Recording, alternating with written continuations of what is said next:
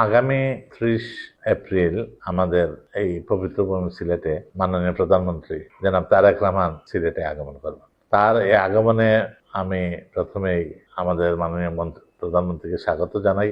সিলেটবাসী অধীর আগ্রহে তার এই আগমনের অপেক্ষায় রয়েছে।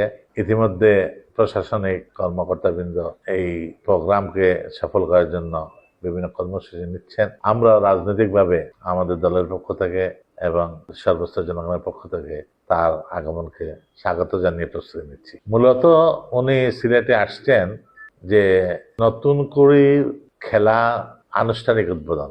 এই প্রোগ্রামটা হচ্ছে যে সারা দেশে একই সাথে প্রতিটি উপজেলায় প্রতিটি জেলায় এই প্রোগ্রামটা হবে এবং সিলেট দিয়েই শুরু হবে। মাত্র এই সরকার জনগণের ম্যান্ডেট নিয়ে রাষ্ট্র ক্ষমতার দায়িত্ব নিয়েছে।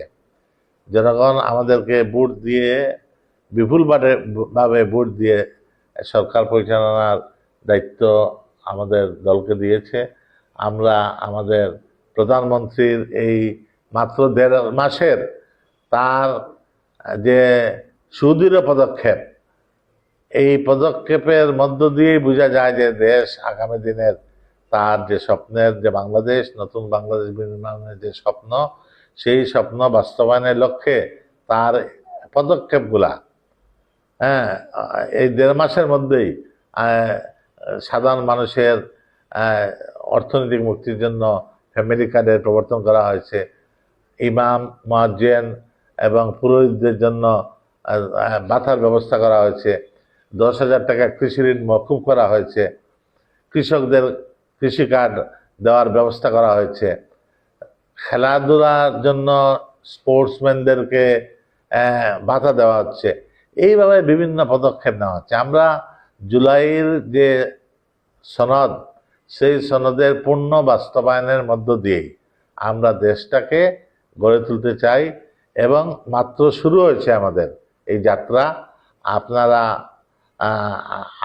আমি মনে করি যে আশ্বস্ত হবেন যে আমাদের চলার পথে যে আমাদের নেতা তারেক রহমান যেসব পদক্ষেপ নিয়েছেন, ওনার যে সাধারণ চলাফেরা, সাদামাটা চলাফেরা, এর থেকে বোঝা যায় যে উনি যে দেশকে সঠিক ধারায় নিয়ে আসতে পারবেন তার নেতৃত্বে, এটা জনগণ ইতিমধ্যে বিশ্বাস করতে শুরু করেছে।